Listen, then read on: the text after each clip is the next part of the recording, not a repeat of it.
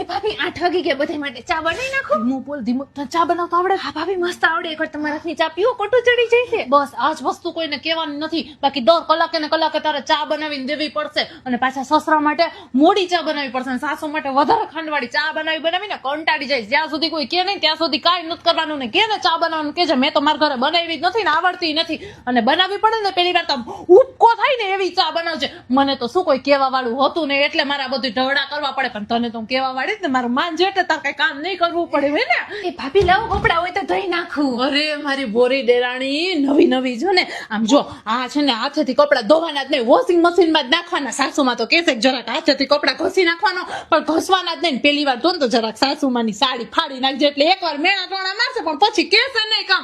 બેના તો મેં ઢોળા કર્યા ને એટલે હું તને કહું છું મારી નાની બેન જેવી છો ને તું તો આપણે કઈ ઢોળા નથી કરવા. મૂક દે વોશિંગ મશીન માં નાખ દે ઢગલો થાય ત્યારે ધોશું. એ ભાભી આજે રાતે જમવાનું કઈક નવીન બનાવો. મને મસ્ત આવડે છે પિઝા કે પાસ્તા કે એવું. અરે બેન આ લોકોને એવું કઈ નવીન બનાવીને નો ખવડો. બાકી શનિ રવિ આપણે બાર હોટલમાં જવાનું ટળશે. બધા એમ કહેશે કે વહુ બેટા તમારું સારું બને તમે જ બનાવી નાખો ને કોક મહેમાન આવશે ને એટલે કહેશે કે વહુ બેટા કઈક નવીન બનાવો ને ફરમાઈશું ચાલુ થઈ જશે. બેન તો નવરી નહીં થાય ઢોળા કરી કરીને મને તો કોઈ કહેવા વાળું નતું પણ બેન તારી યાર અન્યાય નહીં થવા દઉં. મારી નાની બેન જેવી જ છો ને તું તો. તમે સરસ મારા મોટા બેન જેવા છો. મને બહુ મસ્ત જેઠાણી મળ્યા છે. થેન્ક યુ દીદી. જા આરામ કર મારી બેન જા. બિચારી ભોળી અને એમ કે નવી આવી ને તો કામ કરીને બધાની લાડલી થઈ જશે પણ એમ તો ક્યાંથી ખાવા દે. કામ તો બધા હું જ કરીશ. માન સન્માન મને જ મળશે.